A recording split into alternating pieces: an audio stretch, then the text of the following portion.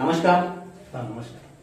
आपण जीवन जगत असताना अनेक प्रेरणादायी माणसं आपल्याला भेटतात आणि त्यांच्या सहवासाने, त्यांच्या कार्याने आपलं जीवन उजाळून जातं आणि आपण नव्या एका उंचीवर पोहोचतोय. असेच ज्यांनी शून्यातून विश्व निर्माण केलेलं आहे आणि आपल्या समोर एक ते प्रेरणादायी व्यक्तिमत्व म्हणून आहे ते आमच्या यवतमाळ डाएटचे प्राचार्य सन्माननीय प्रशांत गावंडे सर. आज आपल्या स्टुडिओमध्ये आलेले आहेत डॉक्टर प्रशांत गावंडे सर. आपलं खूप खूप स्वागत आहे आमच्या साहित्य संवाद या चॅनलवर. धन्यवाद. मित्रांनो, डॉक्टर प्रशांत गावंडे सर यवतमाळलाच नव्हे तर उभ्या महाराष्ट्राला सुपरिचित आहे. केवळ ते प्राचार्य म्हणून नव्हे तर एक मोटिवेशनल स्पीकर म्हणून, एक शिक्षण तज्ञ म्हणून, प्रयोगशील शिक्षक म्हणून आणि सर्वांचा, अगदी विद्यार्थ्यांपासून तर शिक्षकांपर्यंत सर्वांचा आणि अगदी आवडीचा प्रेरणादायी एक सहकारी विचारवंत म्हणून. मित्रांनो, आतापर्यंत अनेक शिक्षकांना, यवतमाळ जिल्ह्यातीलच नव्हे तर पूर्ण महाराष्ट्रामध्ये विदर्भातील शिक्षकांना त्यांनी ट्रेनिंग दिलेलं आहे, प्रशिक्षण दिलेलं आहे. मग ते शिक्षक असतील, ग्रामसेवक असतील, तलाठी असतील, अशाही संवर्गाचं प्रशिक्षण ते घेत आहेत आणि अनेक लोकांना ते आपल्या विचाराने प्रभावित करून त्यांच्या जीवनामध्ये एक नवं चैतन्य भरतात. जाणून घेऊया त्यांचा हा चैतन्यमय प्रवास. मित्रांनो, मंदिराचा आपल्याला कळस दिसतो चकाकणारा, पण आपल्याला माहित नसतं की तो कळस वर चढण्यासाठी किती कष्ट उपसावे लागले. चर्चा करूया आज त्या कष्टाची, त्या परिश्रमाची, त्या जिद्दीची आणि त्या जिद्दीतून निर्माण झालेल्या त्या कळसाची. गावंडे सर, आमच्या साहित्य संवादमध्ये आपलं खूप खूप स्वागत आहे. आमचे प्रेक्षक वाट पाहत आहेत की हा जो आपला प्रवास आहे, जो एक सर्वसामान्य कुटुंबामधून आलेला विद्यार्थी असेल, मुलगा आहे, पुढे जाऊन तो शिक्षक होतो आणि शिक्षकापासून आज यवतमाळ जिल्ह्यातील डाएट म्हणजेच जिल्हा प्रशिक्षण संस्थेचा तो प्राचार्य होतो आणि यशस्वी प्राचार्य होतो. हा जो मोठा प्रवास आहे, या प्रवासाबद्दल सर्वांनाच उत्सुकता लागलेली आहे.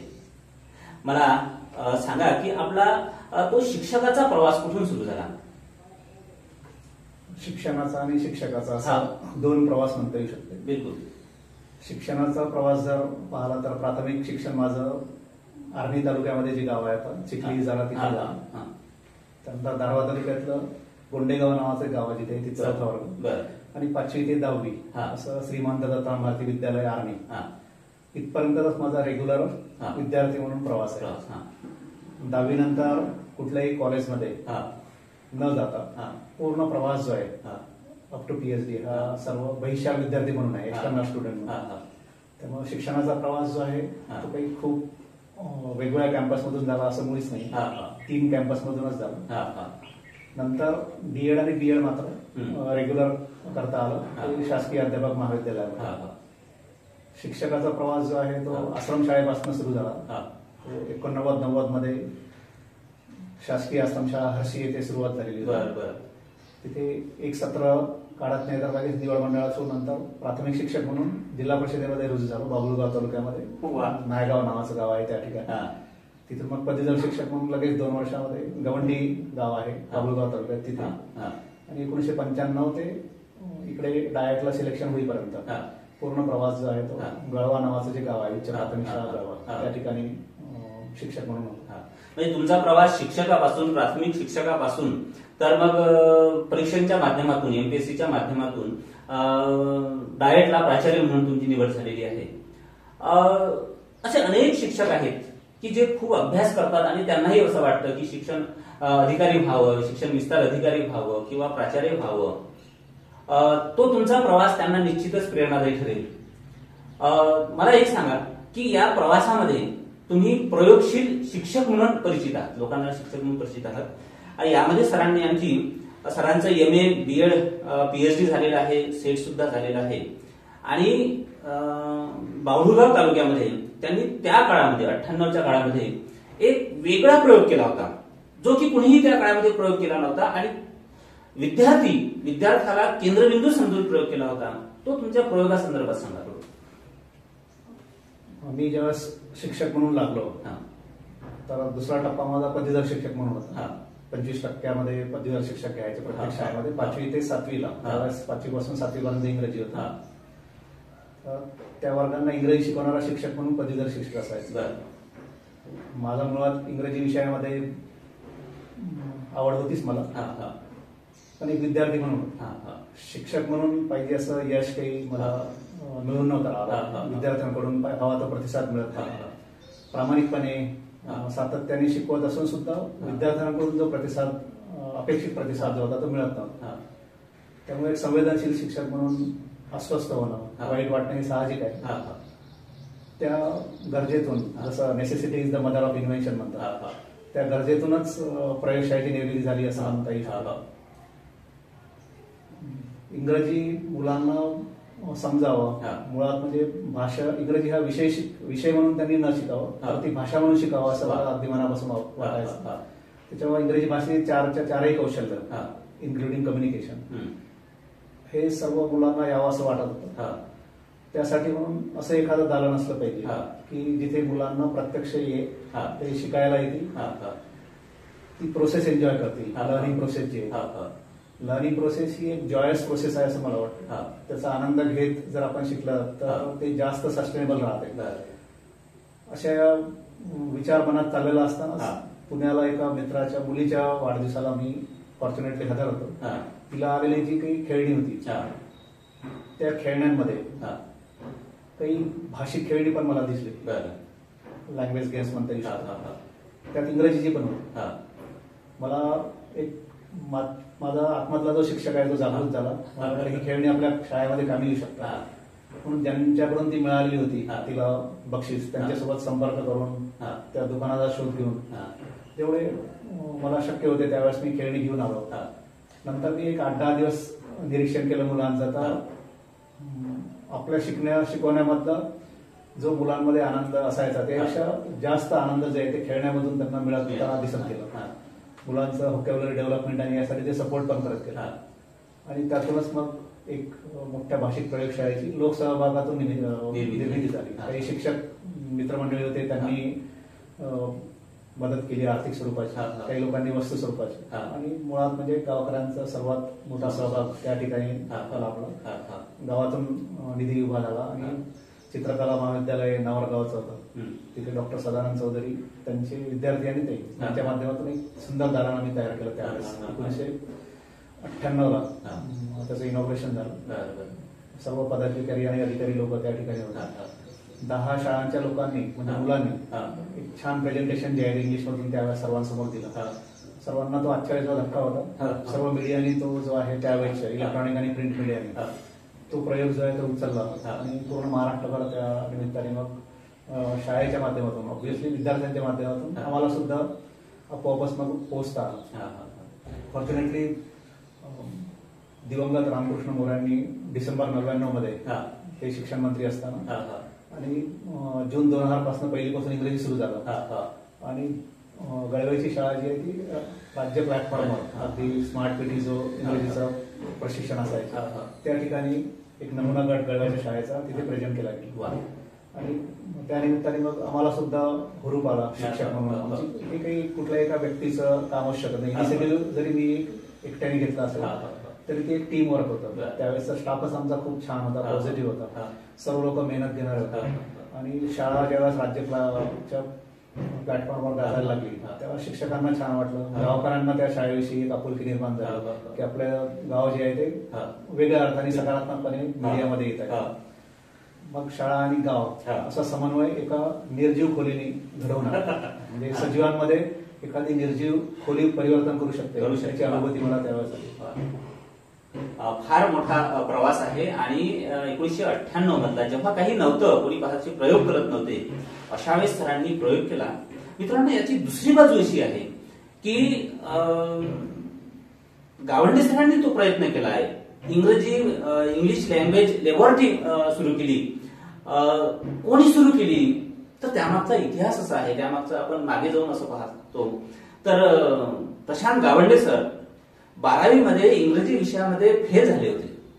हा आमच्या विद्यार्थ्यांसाठी, हा एकूणच लोकांसाठी मोठा प्रेरणादायी प्रसंग आहे की जो व्यक्ती 12वी मध्ये इंग्रजी विषयामध्ये फेल होतोय तो व्यक्ती पुढे जाऊन शिक्षक होऊन इंग्लिश लँग्वेज लॅबोरेटरी ओपन करतो आणि पुढे जाऊन इंग्लिशमध्ये MA आणि PhD होतोय, इंग्रजीचा मोठा अधिव्याख्याता होतो. निश्चितच हा प्रवास सर प्रचंड लोकांना प्रेरणादायी आहे. एक सांगा मला की तुम्ही इंग्रजीमध्ये फेल झाले होते 12वी मध्ये आणि तिथून तुम्ही जी उडी घेतली, तर त्यावेळेस तुमच्या मनामध्ये जो विचार आला असेल, जी जिद्द निर्माण झाली असेल, त्या जिद्दी संदर्भात सांगा थोडं. बरोबर आहे. खरं म्हणजे बरेच वेळा failure becomes the asset. Failure becomes the asset in my actual life, असं मला आत्ता वाटतं. त्यावेळेस निश्चितच वाईट वाटलं होतं नापास झालं त्यावेळेस. मी अगोदरच सांगितलं की मी 10वी नंतर बहिष्कार विद्यार्थी आहे. त्याच्यामुळं 12वी मध्ये सुद्धा मी 17 नंबरचा फॉर्म भरून 12वीची परीक्षा द्यायसाठी आलेलो होतो. पुण्याला मी त्यावेळेस इलेक्ट्रिशियन ऑपरेटर म्हणून काम करत होतो चिंचवडला. आणि फारसा अभ्यास न झाल्यामुळं पहिलाच पेपर इंग्रजीचा होता आणि अभ्यास न झाल्यामुळं जेवढं काही मला ग्रॅमर आणि हे होतं त्या बेसवर मी पास व्हायचं काही कारणच नव्हतं. 28 मार्क मिळाले. नापास झाल्यानंतर सुविधा आहे गव्हर्नमेंटची, सप्लिमेंट देता येऊ शकते. तर इतर सुविधा किंवा इतर वाईट मार्गाला गेल्यापेक्षा सप्लिमेंटचा आधार घेणं केव्हाही चांगला आहे. सप्लिमेंट दिली आणि पुढच्या टप्प्यामध्ये मी पास झालो. नंतर मग ग्रॅज्युएशन, पोस्ट ग्रॅज्युएशन असं पूर्ण बहिष्कार विद्यार्थी म्हणूनच मला शिकता आलं. म्हणजे इंग्रजीत मला मुळात आवड होतीच 10वी पर्यंत. पण इकडे जॉब करत असल्यामुळे अभ्यास न झाल्यामुळे नापास झालो. यातून एक दिसते की अभ्यास केला नाही तर नापास होणे आहे सरळ सरळ. पण नापास झालं समजा कुठल्याही कारणाने तर पुन्हा आपल्याला प्रयत्न करून पास होता येते, हा दुसरा पार्ट आहे. नंतर पुढे तर माझी आवड जी आहे ती मी सस्टेन केली. जी चूक केली होती अभ्यास न करण्याची ती पुढे सुधारली आणि ग्रॅज्युएशन, पोस्ट ग्रॅज्युएशन असं करत अभ्यास करून मग इंग्रजी हा विषय मला, गणित आणि इंग्रजी अशा 2 विषयामध्ये खूप आवड होती 10वी पर्यंत. सायन्स माझं बॅकग्राऊंड नंतर पुढे कंटिन्यू न करता आलं. मला आर्ट्स फॅकल्टीमध्ये इंग्रजी घेऊन नक्कीच पुढे जाता येऊ शकतो. म्हणून एक आवडीचा विषय घेऊन पुढे गेलो. तर लँग्वेज बिकम्स द पॅशन माझ्यासाठी.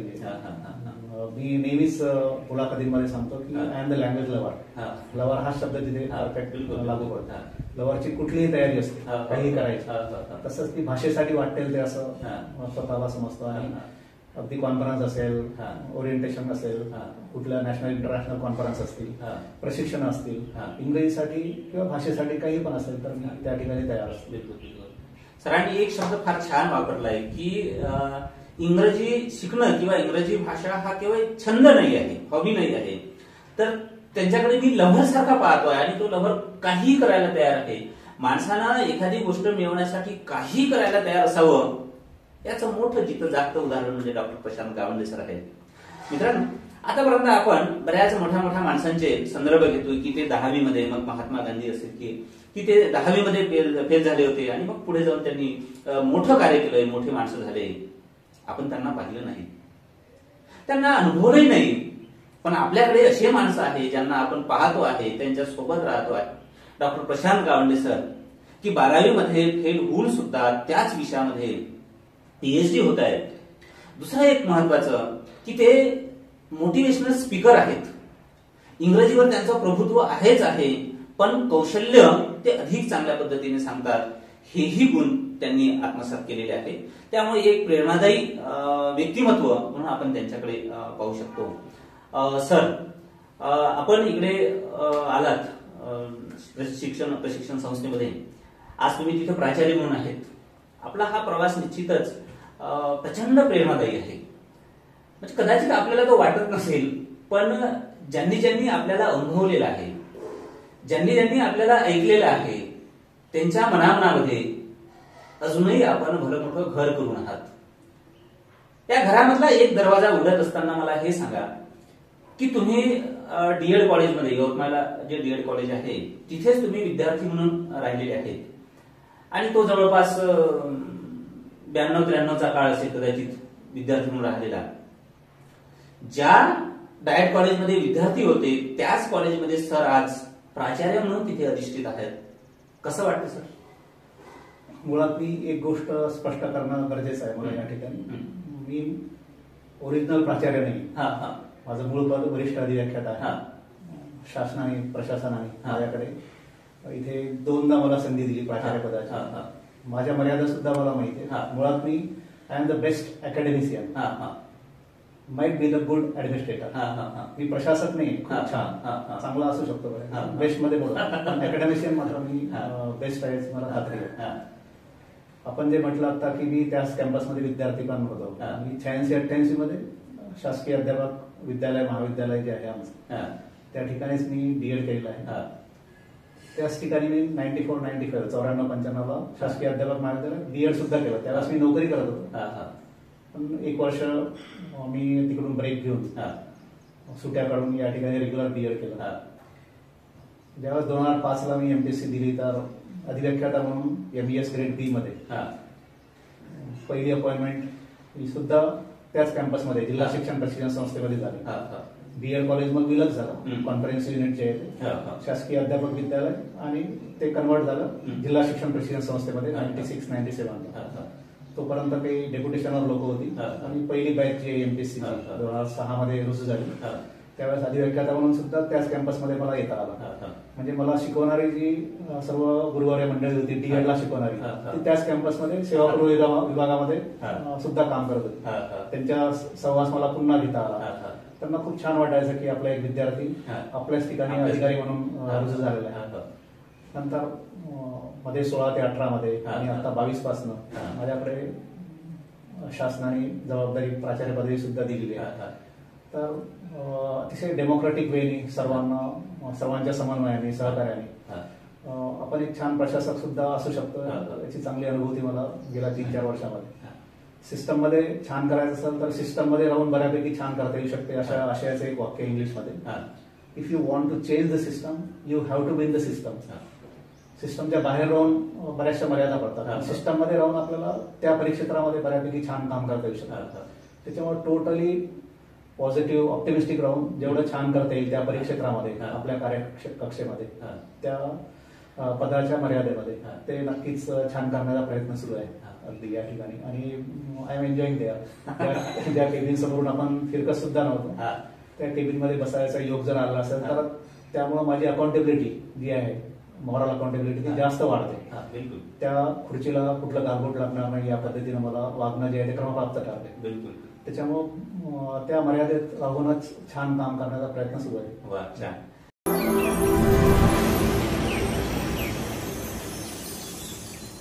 आणि हा जो क्षण तुम्ही अनुभवता आहे की ज्या कॅबिन मधून कॅबिनच्या बाहेर तुम्ही राहायचे आणि त्या कॅबिनकडे निवळ पाहायचे विद्यार्थी असताना, आज त्याच कॅबिन मध्ये तुम्ही प्राचार्य म्हणून राहत आहेत, हा जो आपल्या जीवनातला सुवर्ण क्षण आहे ते सर अनुभवत आहेत आणि त्या पदाला योग्य तो न्याय देत आहेत.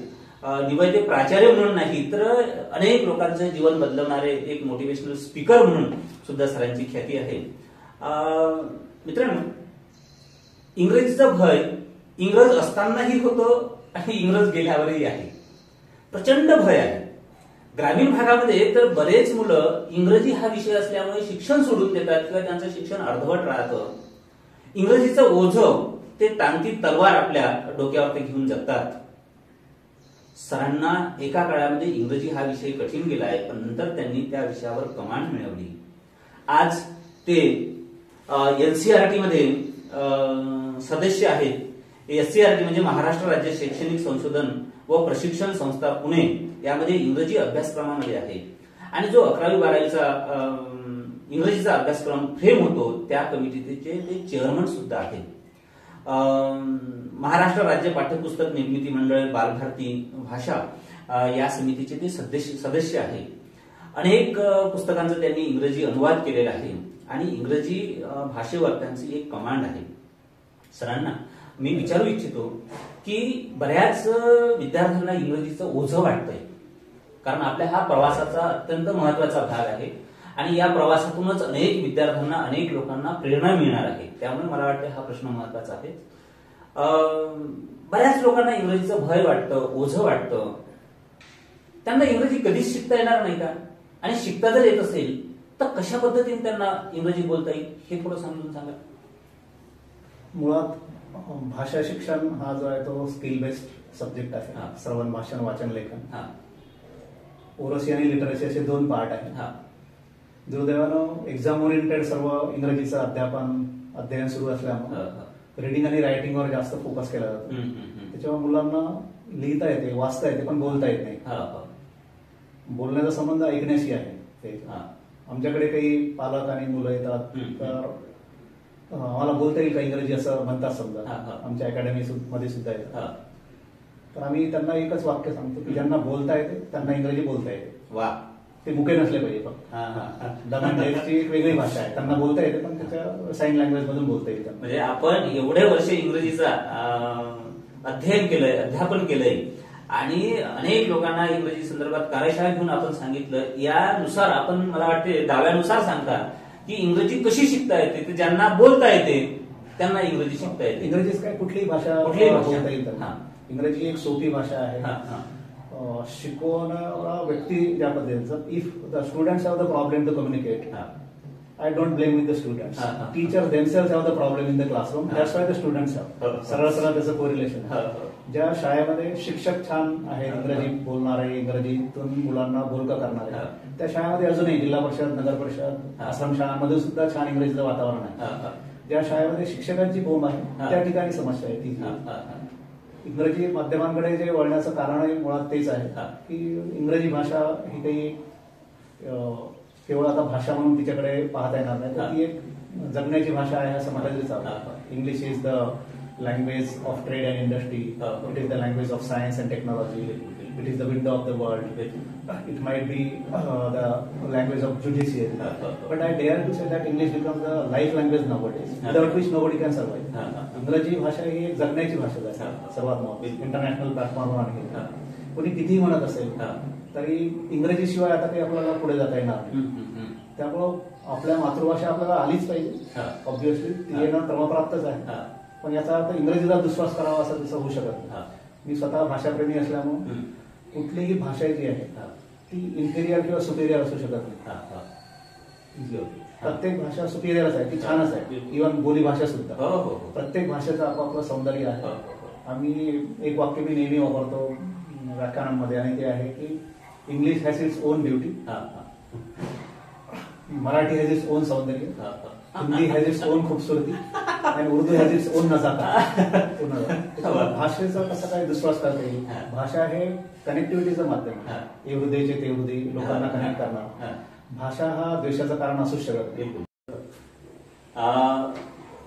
इंग्रजी शिकता येतं, जे इंग्रजीचा आपण भय डोक्यामध्ये साठवलेला आहे, जो ओझ आपण घेऊन वावरतो आहे, तर इंग्रजी आपल्याला शिकता येतं. मला वाटते तुम्ही काहीतरी दिवसांमध्ये इंग्रजी शिकता येतं असंही काही म्हटलेलं आहे, तेही थोडं. मला वाटतं 1.5 years, साधारणतः 1 ते 1.5 वर्ष कन्सिस्टंटली जर एखाद्या व्यक्तीने जर मेहनत घेतली वेगवेगळ्या टप्प्यावर, बेसिक पासून पुढे, तर कुठलंही आवश्यक असणारं पूर्ण जगामध्ये सर्वाईव्ह करू शकेल आपण. अशा पद्धतीचं इंग्रजी कोणालाही डेव्हलप करता येऊ शकतं. अगदी ग्रामीण शहरी असं बॅरियर असूच शकत नाही. असं जर कोणाला दावा केला की इंग्रजीचा एकही शब्द येऊ न देता तुम्ही मराठीतून 2 मिनिटं बोलायचं आहे, असं जर कोणाला आपण म्हटलं तर ते असू शकणार नाही. Because English is there in the brain and main of everybody. भाषा जी आहे त्याचं सेपरेट नाही करतो. असं क्लब झालेलं आहे सर्व, ग्लोबलायझेशन, प्रायव्हेटायझेशन आणि लिबरलायझेशन. त्यामुळं इंग्रजी जी आहे त्याच्याकडे भाषा म्हणून आपण एकदा पाहिला की इंग्रजी कोणाची सुधारू शकतो. ओरसी टू लिटरसी असा तो प्रवास असणं गरजेचं आहे. Liberating role of mother tongue to develop English communication skills, यावर मी गेली 5-7 वर्ष झाली वेगळ्या कॉन्फरन्सेसमध्ये प्रेझेंट करतो की मातृभाषेकडून परभाषेकडचा प्रवास, ऑब्व्हियसली इंग्रजीचा प्रवास. मदर हा शब्दच अदर घेऊन येतो, एम जर बाजूला काढला तर.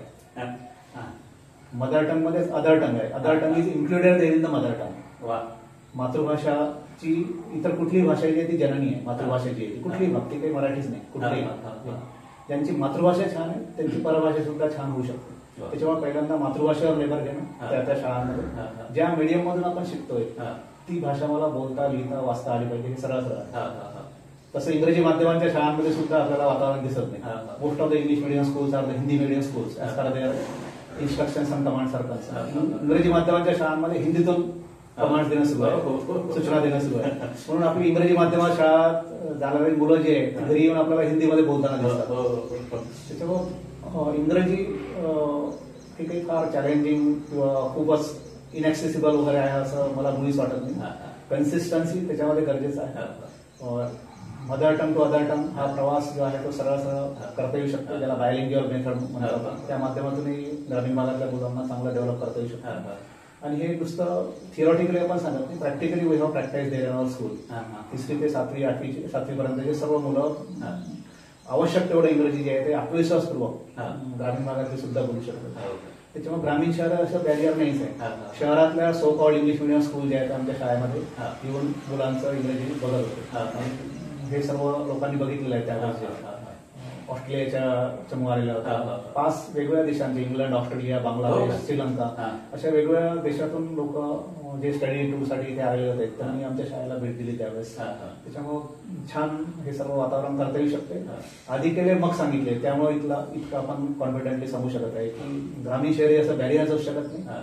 मी पर्सनली एका सेंटेन्समध्ये बिलीव्ह करतो आणि ते आहे की knowledge has no community and regional restriction. ज्ञान या क्षेत्रामध्ये, ज्ञान कौशल्य या क्षेत्रामध्ये कुठल्या एका विशिष्ट कम्युनिटीची, प्रांताची मक्तेदारी नाही.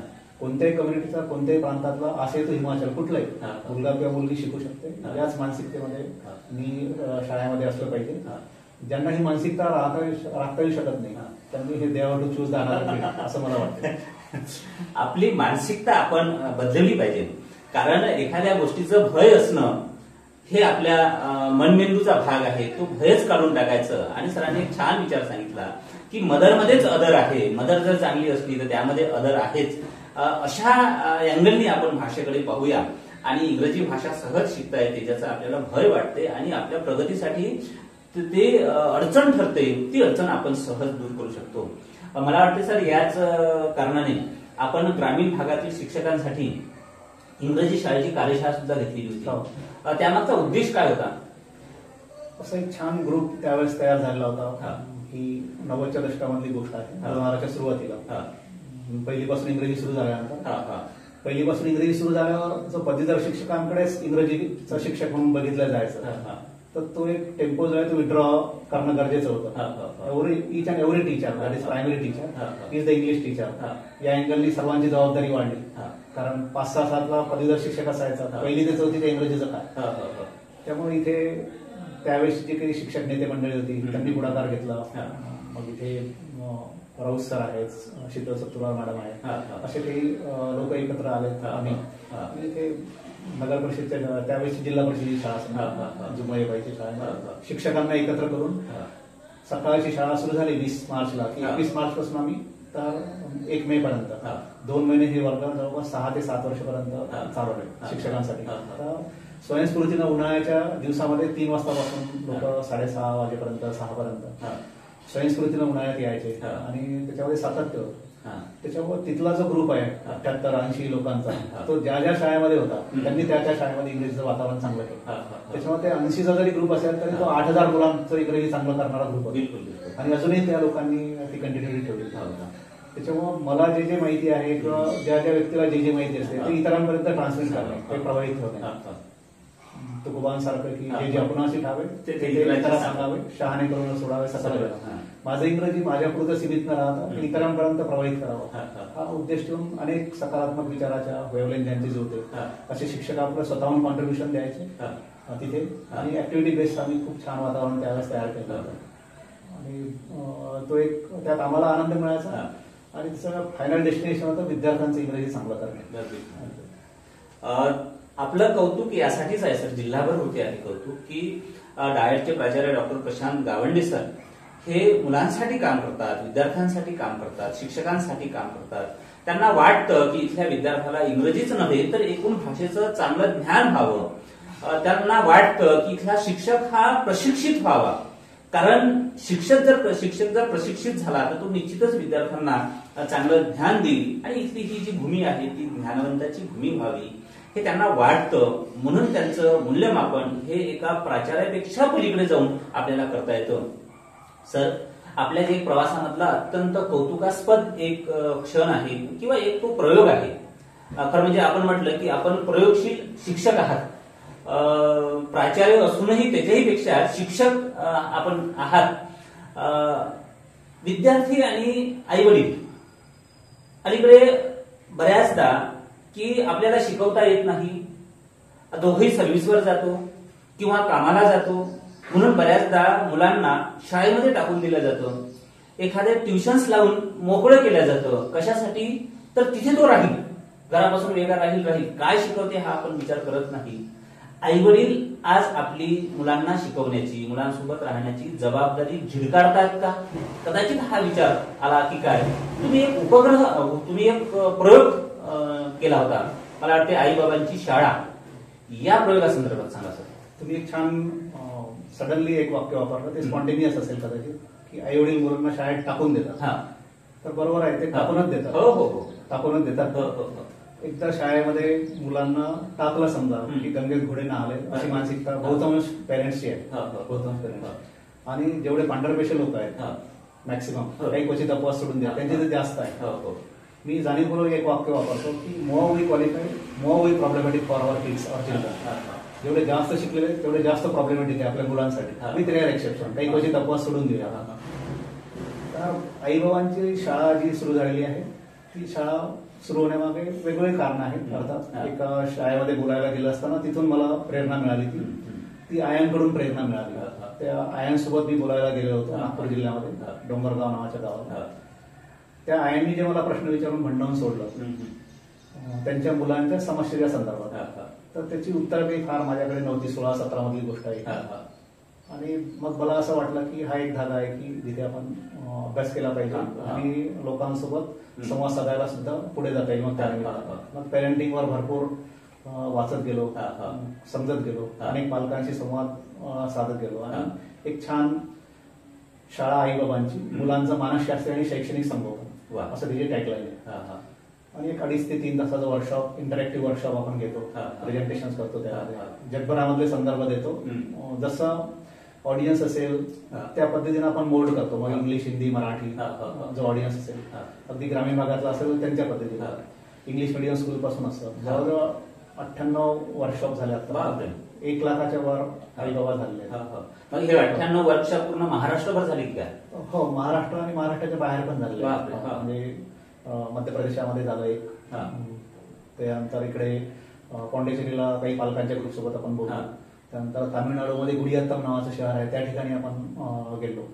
त्या ठिकाणी तिथे सरस्वती विद्यालय म्हणून आहे, त्या ठिकाणी शिक्षकांनी यांच्याही संवाद साधला. असं एक 4 राज्य आणि आपल्या राज्यामध्ये वेगवेगळ्या ठिकाणी. म्हणजे सर आजची ही मला वाटते भीषणच समस्या दिसून राहिली नक्कीच, की पालक आणि विद्यार्थी म्हणजे आपला पाल्य मुलगा यांच्यामधला सुसंवाद आता नष्ट होतो आहे, शैक्षणिक सुसंवाद. एक लक्षात घेतलं पाहिजे की 3 इन्स्टिट्यूशन साधारणतः कोणत्याही मुलाच्या किंवा व्यक्तीच्या जडणघडणीमध्ये, व्यक्तिमत्व विकासामध्ये, त्याच्या सर्वांगीण विकासामध्ये कॉन्ट्रीब्युट करत असतात. एक आहे डोमेस्टिक इन्स्टिट्यूशन, ज्याला आपण कुटुंब म्हणतो. दुसरी आहे अकॅडमिक इन्स्टिट्यूशन, ज्याला आपण शाळा, महाविद्यालय, हे कॅम्पस म्हणतो. तिसरी आहे सोशल इन्स्टिट्यूशन, ज्याला आपण समाज म्हणतो. अनफॉर्च्युनेटली सोशल इन्स्टिट्यूशन जी आहे ती हळूहळू इतकी डिग्रेड होत गेलेली आहे की त्या समाज संस्थेकडून फार मुलांच्या जडणघडणीमध्ये काही छान बदल होतील अशी अपेक्षा करता येत नाही. त्यामुळे त्याला थोडं स्किप करावं लागतं. त्याच्यामुळे मुलांच्या व्यक्तिमत्व विकासामध्ये, सर्वांगीण विकासामध्ये 2च इन्स्टिट्यूशन कॉन्ट्रीब्युट करू शकतात आता. ते जाणीवपूर्वक त्यांनी प्रयत्न केले तर ते आहे डोमेस्टिक इन्स्टिट्यूशन, कुटुंब, आणि दुसरे अकॅडमिक इन्स्टिट्यूशन, ज्याला असं शाळा किंवा महाविद्यालय म्हणतात. This both the institutions must go hand in hand असं मला वाटतं. म्हणून इथे दोन्ही संस्थांची जबाबदारी वाढलेली आहे. कोणत्याही एका संस्थेला, कुटुंब किंवा शाळा, यांना हात वर करून चालणार नाही. त्यांना हातात हात घेऊन चालणे तरच या मुलांचा विकास होऊ शकतो. मुलांचा, कारण मुलं 6 ते 7 तास म्हणजे 1/3 त्यांच्या जागरूकतावस्थेमधला 1/3 स्पॅन तो शाळेमध्ये असतो आणि 2/3 स्पॅन जो आहे तो घरी असतो. त्याच्यामुळे ऑब्व्हियसली 2/3 स्पॅनचा इम्पॅक्ट त्याच्यावर असणं गरजेचं आहे. त्याच्यामुळे आई बाबांनी जसं तुम्ही मगाशी म्हटलं की शाळेत टाकून दिलं असं म्हणून चालणार नाही. कितीही बिझी आई वडील असेल, कितीही असेल, तरी त्यांनी वेळ देणं गरजेचं आहे. मुलांना आपण दिलेल्या वस्तूपेक्षा किंवा भौतिक सुविधांपेक्षा आपला वेळ हवा असतो, हे पहिली गरज आहे. इंदिराजी पंतप्रधान असताना जर आपल्या नातवंडांना, मुलांना जर वेळ देत असेल तर त्यांच्यापेक्षा तुम्ही बिझी असेल तर मग खूपच झालं. त्याच्यामुळं पालकांची पहिली प्रायोरिटी आहे की त्यांनी आपल्या मुलांना त्या वयोगटामध्ये, एक 14-15 वर्ष वयोगटापर्यंत मुलांना वेळ देणे, नंतर त्यांच्यासोबत असिस्ट करणे. त्यांना जे पहिल्यांदा तर प्रत्यक्ष वेळ हवा असतो मुलांना. जे वारंवार आई बाबा म्हणतात की गॅजेट्समुळे, वेगवेगळ्या गॅजेट्समुळे मुलं आता बिघडत चालली आहे. तर मुलांच्या हाती पहिला गॅजेट देणारा एकमेव दुवा असतो आणि ते आई किंवा बाबा दोघांपैकी असतो. मग मोबाईल जन्म झाल्याबरोबर जर पहिला सेल्फी निघत असेल समजा तर त्याला कारणच आपण असतो. म्हणजे आपणच त्यांना एडिट करायचं आणि नंतर ओरडत बसायचं. हा दुटप्पीपणा आहे. त्याच्यामुळे मुलांना गॅजेट पासून बाजूला काढणे, कुसंस्कारांपासून किंवा बाकीच्या वाईट गोष्टीपासून बाजूला ठेवणं, यासाठी कायम एक मित्र म्हणून, मैत्रीण म्हणून आई बाबांनी सोबत राहणं हे कसं गरजेचं आहे. त्याचे जगभरातले वेगवेगळे रेफरन्सेस देऊन आपण वेगवेगळे आपण पालकांना समजून सांगतो. काही व्हिडिओज दाखवतो, काही निसर्गाच्या व्हिडिओज दाखवतो. निसर्ग म्हणजे निसर्गामधलं पशु पक्ष्यांचं पेरेंटिंग कसं आहे, त्यांच्याकडून काय काय देता येऊ शकते. तर ते जास्त पालकांना अपील होते. कानपिचक्या देतो आपण पालकांच्या त्या याच्यामध्ये. तर म्हणजे कान उघडणीचाच कार्यक्रम असतो असं पाहतो की काय हुकत आहे. बरेच वेळा माझं काही चुकत आहे हेच लक्ष देत नाही. सर्वात महत्वाचं म्हणजे आपल्या सोबत असणारी आपली मुलं, आपली स्वतःची मुलं आणि आपण, त्याच्यामध्ये एक 20 ते 25 वर्षाची मोठी व्हॅक्युम असते. असं म्हटलं जाते, एका व्याख्यानामध्ये मी ऐकलं की आपले आई वडील, आपल्या वयोगटाचे मुलांचे आपले आई वडील आणि आपण, याच्यामध्ये 2 डिकेडची साधारणतः गॅप आहे. 20 वर्षाची, 20-25 वर्षाची. पण आपण आणि आपली मुलं जी आहेत, आपली स्वतःची मुलं आहेत, जी आता 12, 14, 15 वर्षाची असतात, तर त्यांच्यामध्ये 1 सेंचुरीची गॅप आहे. 1 सेंचुरी इतके ते ऍडव्हान्स आहे. अशा ऍडव्हान्स मुलांच्या सोबत तुम्ही वेळ न देणं किंवा त्यांना असंच वाऱ्यावर सोडून देणं एका इन्स्टिट्यूशनच्या भरोशावर, कोचिंग किंवा त्या, तर हा त्यांच्या आयुष्यावर केलेला सर्वात मोठा अन्याय असतो. त्यामुळं पालकांना अवेअर करणे, सजग करणे, तुमचं काय हुकत आहे, काय करायला हवं, काय करायला हवं. कारण कोणतेच आई बाबा वाईट नसतात. प्रत्येक आई बाबांना हे वाटते की आपलं मूल आपल्यापेक्षा बेटर व्हावं. तर मग हे बेटर होण्यासाठी माझं काय हुकत आहे, काय करायला हवं, याची जी एक व्हॅक्युम आहे ती फिलअप करण्याचा तो एक प्रयत्न आहे आणि छान रिस्पॉन्स मिळत आहे. मुख्य म्हणजे मला ते छान वाटत आहे आणि ते एक सोशल काम आहे असं सुद्धा मला वाटतं. शेवटची आई आणि बाबा जाईपर्यंत मी त्या याच्यामध्ये कार्यक्रमात शेवटची आई जाईपर्यंत, बाबा जाईपर्यंत त्यांच्या सर्व प्रश्नांना समाधानकारक उत्तरं देतो. त्या प्रश्नांची उत्तरं त्या पर्टिक्युलर मोमेंटला देऊ शकलो नाही, ते मग कुठले तरी रेफरन्सेस आणि ते वाचून पुन्हा त्यांच्यासोबत संवाद साधून त्यांचं शंका समाधान करतो आणि त्यात मला आनंद मिळते. मुख्य म्हणजे सर्व स्वांत सुखाय चाललेलं आहे. निश्चितच हे काम फक्त एका प्राचार्याचं नाही आहे. प्राचार्य म्हणून ते इन्स्टिट्यूट सांभाळतील, अनेकांना ते ट्रेनिंग देतील, हे त्यांचं काम आहे. डॉक्टर प्रशांत गावंडे सर या प्राचार्य पदापेक्षाही खूप समोर जाऊन हा समाज आपला आहे, या समाजातील माणसं आपली आहे, या माणसांकडनं, या समाजाकडनं, या पृथ्वीकडनं आपण काही घेतलं तर आपण त्यांचं काही देणं लागतो. या देण्याच्या भावनेनं खरं म्हणजे अर्थात एक समाजकार्य आहे ते करत आहेत. ते काय करत आहेत की आपण काहीतरी केलं पाहिजे, ज्याच्याकडे जे आहे त्यांना दिलं पाहिजे आणि समाज आपल्यासारखा उन्नत केला पाहिजे. ही जीवाची तळमळ डॉक्टर प्रशांत गावंडे सरांची आहे आणि त्यासाठी पदरमोड करून, आपला वेळ खर्च करून आपलं ज्ञान ते इतरांना वाटत फिरतात आणि त्यांना मोठे करण्याचा प्रयत्न करतात. हा सर आपला एक समाजकार्याचा घेतलेला वसा आहे, हा निश्चितच मोठा आहे. याची जाणीव जरी तुम्हाला नसली आणि आज याचे तुम्ही जे बीज पेरता आहेत, आज याचे लगेच फळ दिसत नसले तर निश्चितच काही वर्षानंतर याचं एक चांगलं सकारात्मक फळ निश्चितच मिळेल. आणि खरोखर ही याची एक समस्या आहे की मुलं आणि पॅरेंट्स दोघांमध्ये समन्वय राहिलेला नाही आहे आणि मग पॅरेंट्स ओरड करतात, ही चुकीची ओरड आहे. यामधला एक समन्वय साधण्याचा तुम्ही प्रयत्न करता. जिल्हा शिक्षण आणि प्रशिक्षण संस्थेचे आपण प्रमुख आहात. आपल्या इन्स्टिट्यूटमध्ये अनेक प्रशिक्षण होतात. मला वाटते मग काही ग्रामसेवकांचंही होत असेल, काही शिक्षकांचंही होत असेल, क्लास 2, क्लास 3 या सर्वांचं, क्लास 4चं प्रशिक्षण होते. एकूणच सरकारची भूमिका आहे प्रशिक्षण द्यायची आणि तुम्ही तुमच्या माध्यमातून ते देताय. प्रशिक्षण देण्यामागची तुमची काय भूमिका आहे, त्यांनी कसं व्हावं, यानंतर काय अपेक्षा आहे? आम्ही नक्कीच जे एक ढाचा असतो, शासकीय ढाचा, कंटेंट राहते, कंटेंट तर त्यांच्यापर्यंत ऍज इट इज पोहोचवतच, पण त्याला एक वेगळा आयाम देण्याचा आम्ही कायम प्रयत्न करतो. यावर्षी आमच्या संस्थेला म्हणजे जिल्हा प्रशासकीय प्रशिक्षण संस्थेला महाराष्ट्रातून प्रथम क्रमांक मिळाला यावर्षी. डॉक्टर सावरकर सर आमचे जे आहेत ते कोऑर्डिनेटर होते आणि इतर डिपार्टमेंटला जे आपण प्रशिक्षण देतो ते यशदामध्ये सन्मान पण झाला आमचा जो आहे त्या ठिकाणी. त्याला कारण हे की वेगळ्या पद्धतीनं आउट ऑफ वे जाऊन बऱ्याचशा गोष्टी आम्ही करतो. कंटेंट तर पोहोचवतोच तिकडून आलं, आणि त्याच्या पलीकडे जाऊन की आपला माइंडसेट कसा असला पाहिजे, काम कशा पद्धतीने केलं पाहिजे. वर्किंग ॲट बुद्धा नावाचं जे पुस्तक आहे डॉक्टर गीतांजली पंडित यांचं, तर त्याच्यामध्ये जे दिलेले वर्क एथिक्स आहेत, कार्यनीती, त्यानंतर वर्क कल्चर, कार्यसंस्कृती, वर्क ॲटिट्यूड आपला जो आहे तो कार्यकर्ता असता आपली वृत्ती जी आहे ती कशी असायला पाहिजे या संदर्भात. का बरं मी तिथे त्या पदावर जाऊन लोकांना न्याय दिला पाहिजे या अँगलनी आम्ही लोकांना असं बूस्ट करण्याचा प्रयत्न करतो. मी एक नवीन शब्द जनरेट केला, आम्ही लोकांचं इमोशनल व्हाईटमेलिंग करतो. ब्लॅकमेलिंग नाही, ब्लॅकमेलिंग मध्ये तुमचं इंटेन्शन वाईट असते, समोरच्याची वाट लावणे. मी व्हाईटमेलिंग हा नवीन शब्द जनरेट केला. समजा व्हाईटमेलिंग मध्ये आमचं इंटेन्शन पायच आहे, वाट दाखवता. व्हाईटमेलिंग मध्ये आपण किंवा ब्राईट मेलिंग म्हणू आपण याला, तर समोरच्या व्यक्ती किंवा व्यक्ती समूहामध्ये सकारात्मक बदल अपेक्षित करतो. त्याच्यामुळे त्यांच्या भावनांना हात घालून त्यांच्या कौटुंबिक पातळीवर सर्व समन्वय साधून नंतर त्यांना त्यांच्या व्यावसायिक जीवनाकडे आपण नेतो. मला व्यक्तिशः असं वाटतं की ज्यांना आपलं व्यावसायिक जीवन आणि आपलं कौटुंबिक जीवन याचा छान समन्वय साधता येतो ते लोक या जगाला छाप पाडू शकतात. या दोन्ही ठिकाणी आपण बऱ्यापैकी न्याय देऊ शकतो. त्याच्यामुळे तो समन्वय आपल्याला आपल्या प्रोफेशनल लाईफ आणि डोमेस्टिक लाईफ मध्ये कसा साधता येईल असं एक नवीन सत्र जे आहे ते डिझाईन केलं. सोशल आपलं इन्स्टिट्यूशन जे आहे म्हणजे सामाजिक संस्थेमध्ये आपण प्रोफेशनल लाईफ मध्ये काम करत असताना समाजहित कसं करता येऊ शकते आपल्याला सहजच ती वेतन घेऊन, नियमित वेतन घेऊन समाजसेवा कशी करण्याची संधी आपल्याला मिळाली आहे. तो एक इन्स्टिंक्ट जो आहे तो त्यांच्या मनामध्ये आम्ही पेरतो. त्याच्या जसं जॉर्ज वॉशिंग्टन कार्वर म्हणतात की आपण समाजाची कशी व किती सेवा करू शकतो यावर आपल्या जीवनाची सार्थकता अवलंबून आहे. वैयक्तिक नाही म्हटलेलं आहे, कुटुंबाची नाही, समाजाची कशी व किती सेवा करू शकतो. मग ही समाजसेवा करण्याचं आपोआपच संधी जर मला मिळाली असेल शासकीय सेवेत येऊन तर ती मी काबाला दौडायची. असं एक सोपं सूत्र त्यांना आम्ही छोटे छोटे देतो. आणि मला खात्री आहे की प्रशिक्षण घेऊन जाणारे जे लोक आहेत काही त्यांच्या पूर्ण आयुष्यामध्ये बदल घडवतो आम्ही असं नाही, पण काही दिवसपर्यंत त्याचा इम्पॅक्ट जो आहे तो नक्कीच राहतो की ते आपल्या कार्यालयामध्ये आलेले जे अभ्यागत असतील त्यांना पॉझिटिव्हली मदत करणे आहे. आम्ही हे सांगतो त्यांना की आपण शिकलेले आहे, 4 अक्षर शिकलो, एखाद दुसरी परीक्षा देऊन जर हे पद मिळवलेलं असेल तर माझं हे नैतिक कर्तव्य ठरते.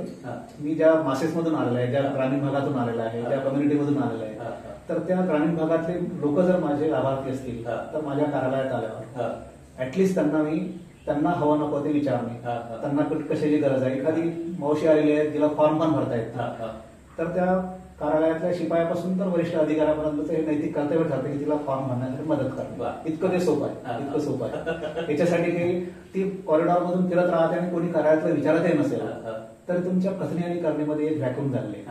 पद बदललं की भूमिका बदलणे हा जो एक नॅरो किंवा कोटका ऍटिट्यूड आहे तो कसा विड्रॉ करता येईल ते आपण त्या ठिकाणी सांगतो. त्याच्यामुळे अनेक कार्यालयातली जी काही शिपायापासून तर सर्व वरच्या पातळीपर्यंत जी मंडळी आहे ते आमच्याकडे प्रशिक्षण आल्यानंतर ते असे स्पेलबाउंड होतात. कारण आम्ही वाईट काहीच सांगत नाही. त्यांच्या परिक्षेत्रामध्ये त्यांच्या अधिकार कक्षेमध्ये जेवढं काही आहे किती छान करता येऊ शकतो हा एक सिनॅरिओ त्यांच्यासमोर, ऑप्टिमिस्टिक पॉझिटिव्ह सिनॅरिओ त्यांच्या नजरेसमोर आणतो आणि त्यांना लगेच लक्ष येते. ते छान असतातच लोक, ते छान असतात. तर रवींद्रनाथ टागोरांचं एक छान वाक्य आहे की man is kind, men are cruel. माणूस मुळात छानच आहे, पण तो जेव्हा इतर लोकांच्या कंपनीमध्ये येतो, ते नवीन लागलेला सुद्धा तरुण किंवा तरुणी असेल तर ते जुना एखादा ढाचा जर वेगळ्या मानसिकतेचा असेल तर माहिती आहे म्हणजे आता जो नवीन नवीन आहे असे याच्यामध्ये तर मेन आर क्रुएल. माणसांच्या इतर वाईट माणसाच्या संपर्कात आल्यावर तो क्रुएल बनतो. Otherwise everybody is the kind असं टागोर म्हणत असताना. तर त्यांच्याकडे असणारा जो एक काइंड ऍटिट्यूड आहे, जे एक छान आहे, त्यांच्यामध्ये असणारा जे एक सुजनत्व आहे किंवा छान ऍटिट्यूड आहे त्यावर तो स्फोल्डिंग आम्ही चेतवण्याचा प्रयत्न करतो. कारण प्रत्येक व्यक्ती छानच असते मुळात जी, आणि तो ऍटिट्यूड घेऊन त्यांनी जावं आणि समाजसेवा करावी. हा एक धागा पकडून आम्ही मग RTS, right to service act किंवा असे प्रशिक्षण देतो. सेवा हा शब्द जो आहे त्याचं महत्व आम्ही सांगतो. सर्व्हिस हा शब्द कुठून आलेला आहे? टू सर्व्ह मधून आलेला आहे. The work which is done with the complete dedication and devotion म्हणजे सर्व निष्ठेने आणि अगदी समर्पित भावनेने केलेलं एखादं काम म्हणजे टू सर्व्ह, काम करणे. मग त्याच्यापासूनच सर्व्हिस शब्द आला, त्याच्यापासूनच सर्वंट शब्द आला. मला कुणीतरी नोकर म्हणत आहे किंवा तुम्ही आमचे सर्वंट आहे असं जर म्हणत असेल तर ते मला छान वाटलं पाहिजे. कारण सर्वंट हा शब्दाचं मूळ ते आहे. मला सर्वंट या शब्दाला, नोकर या शब्दाला, तुम्ही आमचे नोकर आहे असं म्हटल्यावर आपल्याला वाईट वाटतं, पण ते त्याचं मूळ गावामध्ये असल्यावर होणार नाही. अशा छोट्या छोट्या सोप्या सोप्या त्यांना क्लिक होईल अशा त्यांच्या व्हाया मेंदू हृदयापर्यंत पोहोचून एक प्रवास कसा त्यांचा सुखकर करता येईल ते त्यांच्या कार्यालयात आणि लोकांना सुद्धा समाजाला कसे हवेहवेसे वाटतील असं एक त्यांचं जीवन बदलण्याचा थोडंफार प्रयत्न प्रशिक्षणामध्ये आपसुकच आम्हालाही वेतन घेऊन मिळालेलं असतं. आम्ही ती कामाला संबंधित या अँगलने आम्ही पाहतो. बाकी काही असं वेगळं आउट ऑफ वे जाणे म्हणजे काही खूप वेगळं करणे असं नाही, तर आहे त्याच परिक्षेत्रामध्ये छान करता येऊ शकते, त्याला एक चांगला मुलामध्ये देता येऊ शकतं. हे आम्ही गेली 15 वर्ष झाले अनुभवत आहेत आणि हे टीम वर्क आहे आणि पूर्ण टीमच अशी बिल्ड झाली आहे. बीआरसी आहेत, आयआयटीचे लोक आहेत, आमचा स्टाफ आहे, सिनियर लेक्चरर आणि ऑफिसचा स्टाफ, एक वर्क कल्चर तयार करण्याचा प्रयत्न केलेला आहे. सारेच्या सारेच लोक बदलतील असं नाही, पण ती बदलाची प्रोसेस नक्कीच सुरू झालेली असते आणि मग इतर सर्वच लोक छान वागत आहेत तर मग एखादा व्हायरस जो आहे तो त्याला स्वतःला मोड होणं गरजेचं आहे. एक छान चाललेलं आहे. We are enjoying the process. फार छान वाटलं की आपलं काम करत करत दुसऱ्यालाही बदलवणे आणि माणसाचं मन बदलवणे हे फार महत्वाचं आहे आणि सृष्टी सुंदर करणे हा उदात्त हेतू सर ठेवत आहे. मला या संदर्भात सर सावित्रीबाईंच्या एक काही गोळी आठवतात.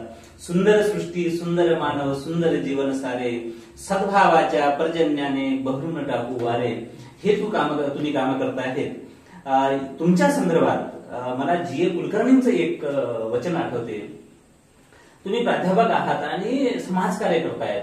किती करावं माणसाने, प्राध्यापकाने किती करावं, तर पाण्यामध्ये वाळा भिजून भिजून जसा सुगंधी होतो तसं प्राध्यापकाने देऊन देऊन श्रीमंत व्हावं, असं तुम्ही श्रीमंत होत आहेत. आणि लोकांचं खऱ्या अर्थानं मन वॉश करणे, माइंड वॉश करणे आणि त्याला परावर्तित करणे चांगल्या गोष्टींकडे, हे फार मोठं काम आहे. पण मूलगामी मूलभूत कार्य आहे ते. मूलगामी कार्य करतायत तुम्ही आणि तेवढीच जिंदगी, तेवढेच तास, पण ते अधिक सुंदर कसे करता येईल. आनंद पिक्चर मध्ये राजेश खन्ना असं म्हणतात की बाबू मोशाय, जिंदगी लंबी नाही बडी होणी चाहिए. तुम्ही निव्वळ माणसाला जगवत नाही तर जगत असताना किती सुंदर चांगल्या पद्धतीने जगता येतं हा नवा मंत्र तुम्ही देताय. निश्चितच फार मोठं काम करतात सर. आणि यानंतरही या संदर्भात तुमचं नाव निश्चितच लोक घेतील. एक वेगळ्या विचाराची छाप लोकांवर राहीलच, कारण चांगला विचार हा कुठेतरी रुजतच असतो. वेळाने का होईना त्याला अंकुर फुटेल, पण केव्हा तरी अंकुर फुटेलच आणि त्या अंकुरावर पहिला नाव तुमचं लिहिलं जाईल. याचा आम्हाला फार आनंद आहे. सर, वेळेचं आपल्याला बंधन आहे आणि आपलं कार्य निव्वळ वाणी महत्वाची नाही तर कार्य महत्वाचं आहे. आपलं कार्य फार मोठं आहे आणि निश्चितच एक मोठा जनसमूह तुमच्याकडे आहे जो शिक्षित आहे, उच्च शिक्षित आहे आणि तो शिक्षक वर्ग असेल, ग्रामसेवक वर्ग असेल, तो समाजामध्ये काम करतो आहे. त्यांच्यावर तुम्ही आपल्या विचाराची छाप पाडता आणि ते दुसऱ्याला प्रशिक्षित करतात, त्यांचं जीवन सुंदर करतात. हा मोठा समूह तुम्ही बदलवण्याचं काम करत आहे. सर, आपण या संस्थेचे आज मुख्य आहे. मुख्य म्हणून शेवटाकडे जात असताना या संस्थेचे मुख्य म्हणून आपली काय भावना आहे की मी आता काय करावं या लोकांसाठी, हे थोडं सांगा. संस्थेतल्या किंवा बाकीच्या याच्यामध्ये ही संस्था जरी जिल्हा स्तरावर असेल, समजा जिल्हा हे कार्यक्षेत्र आहे, जिल्ह्यातले हजारो शिक्षक, मोर दॅन 10,000 शिक्षक, शिक्षिका सर्व, त्यानंतर त्यांच्याशी निगडीत असणारे पालक वर्ग, नंतर विद्यार्थी, असा लाखोंचा जनसमुदाय आहे. जेवढं करावं तेवढं कमी आहे या ठिकाणी.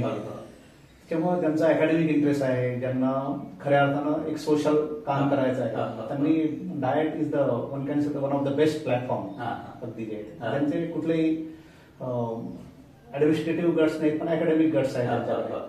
आणि छान लोकांसाठी, समाजासाठी, कारण जे काही पूर्ण समाज परिवर्तनाचं मूळ जे आहे ते शिक्षणामध्ये दडलेलं आहे. पूर्ण जेवढे काही आता सोशल रिफॉर्मर झालेले आहेत त्यांची आयडेंटिटीज मुळात ग्लोबल आयडेंटिटी हे त्यांच्याकडे असणाऱ्या शिक्षणामुळे आहे. शिक्षणामुळे डॉक्टर बाबासाहेबांपासून तर फुल्यांपासून तर सर्व जे काही ग्लोबल प्लॅटफॉर्मवर सर्व गाजलेली मंडळी, तर शिक्षणासारखे अशा पवित्र कार्य मध्ये असणाऱ्या सर्व जे काही स्टेक होल्डर्स आहेत त्यांच्यासोबत जर मला कनेक्ट राहता येत असेल तर डाएटमध्ये असणाऱ्या प्रत्येक व्यक्तीची एक मॉरल अकाउंटेबिलिटी वाढते. कारण त्यांच्याकडे एक आयकॉन म्हणून पाहतात लोक. त्यांच्याकडे मग शिक्षक असेल, पालक असेल, विद्यार्थी असेल, मग शाळा भेटीत असेल किंवा एखाद्या सेमिनारमध्ये आपण जेव्हा जातो तर तिथलं प्रत्येक व्यक्ती आपलं एकंदर व्यक्तिमत्व जे आहे ते न्याहाळत असतो. त्याच्यामुळे आपसुकच मी what to do and what not याची थीन लेअर जी आहे ती मी स्वतः आपण घेणं गरजेचं आहे. कोणी आला आणि डाएटला नुसते एमपीएससी थ्रू आला म्हणजे काही स्वतःला सिद्ध करता येऊ शकते असं मुळीच नाही. त्याच्यामुळे आलेला आहे आता एमपीएससी थ्रू एक प्रोसेस आहे ती. तर इथे आल्यानंतर माझ्यामध्ये स्वतःमध्ये आवश्यक ते जाणीवपूर्वक बदल करून घेणं फार गरजेचं आहे. फार गरजेचं आहे. ते जर करता येत नसेल तर definitely I have to quit from here. कारण I may be the icon for any of the stakeholder. यातल्या कोणत्याही व्यक्तीचा मी आयकॉन असतो. त्याच्यामुळे मला बोलत असताना, वागत असताना, फिरत असताना, कुठे अगदी इतर सर्व ठिकाणी तर मला त्या मर्यादेतच राहणं हे गरजेचं आहे. त्याच्यामुळे डाएट असा एक प्लॅटफॉर्म आहे की जे स्वतःला फुलवण्याची एक छान संधी आहे आणि स्वतःला खऱ्या अर्थानं वृद्धिंगत करण्याची, समृद्ध करण्याची, एनरिच एनहान्स करण्याची इतकं मोठा प्लॅटफॉर्म दुसरा कुठला असू शकत नाही असं मला वाटतं. आणि त्याचं मुळात जे मर्म आहे समजा ते शिक्षण आहे. आणि शिक्षण व्यवस्थेचे जुळणारा हा महत्वपूर्ण घटक आहे. एखाद्या ऍडमिनिस्ट्रेटर पेक्षाही आमूलाग्र बदल या स्टेक होल्डर्स मध्ये कोणाला करता येऊ शकतो तर डाएट या प्लॅटफॉर्म मधून करता येईल. त्याच्यामुळे अनेक सुस्वभावी चांगले व्यक्तींनी, उच्च शिक्षित व्यक्तींनी हे दालन निवडायला मुळीच हरकत नाही असं मला वाटतं. पण ऑब्व्हियसली ते सर्व डोळ्यासमोर इफ्स अँड बट्स डोळ्यासमोर ठेवून त्यांना एकदा आल्यानंतर स्वतःमध्ये आवश्यक ते अभिप्रेत असणारे बदल करून घेणं गरजेचंच आहे. अदरवाईज दे कॅनॉट प्रूव्ह देमसेल्व्हज. हे सरळ आहे. आधी केले मग सांगितले अशी त्यांची वृत्ती असली पाहिजे. कथनी आणि करणीमध्ये व्हॅक्युम जी आहे ती जवळजवळ इरॅडिकेट करावं लागेल त्याला, तरच त्याच्या बोलण्याचा प्रभाव जो आहे तो पडतो. मी एक बोलत आहे आणि दुसरं वागत मात्र दिसतंय असं इथे चालत नाही. त्याच्यामुळं इतर कुठल्याही क्षेत्रामध्ये काम करणं आणि डाएटला काम करणं याच्यामध्ये जमीन आसमान चालतं असं मला वाटतं. आणि अशा छान ठिकाणी मी छान सेवा करण्याची संधी मिळत आहे तर आय एम फॉर्च्युनेट. बिलकुल बिलकुल. मित्रांनो, आपल्या आयुष्याच्या विकासाचे सर्व मार्ग शिक्षणातून जातात आणि शिक्षणासोबत संबंधित डाएट संस्था आहे. जे काही शिक्षित, उच्च शिक्षित असेल ते सगळेच डाएट संस्थेसोबत संबंधित आहे. आणि तिथला प्रमुख कसा असावा तर मग जे जे लोक ओळखतात त्या सर्वांचं एकमत असेल की त्या संस्थेचा प्रमुख हा प्राध्यापक डॉक्टर प्रशांत गावंडे सारखा असावा. हे सर्व लोक मानतात, ओळखतात. मित्रांनो, आज एक आपण भल्या मोठ्या कर्तृत्ववान समाजकार्य करणाऱ्या आणि प्रयोगशील शिक्षकाची आणि अकॅडमिक ज्यांचं छान आहे, प्रशासन ज्यांचं छान आहे, अशा एका प्राचार्यांचं सोबत आपण संवाद साधलेला आहे. विचार आणि विचारापेक्षाही त्यांचे कार्य एवढे मोठे आहे की ते संपणार नाही आहे. तरीही आपण डाएट संस्थेला जाऊया, त्यांची भेट घेऊया आणि पुन्हा दुसऱ्या एका व्हिडिओच्या माध्यमातून जिल्हा परिषद शाळा स्थिती आणि गती यावरही ते प्रकाश टाकणार आहेत. तेही आपण ऐकूया. सर, आमच्या प्रेक्षकांना आज सोनियाचा दिनू असंच वाटत असेल कदाचित.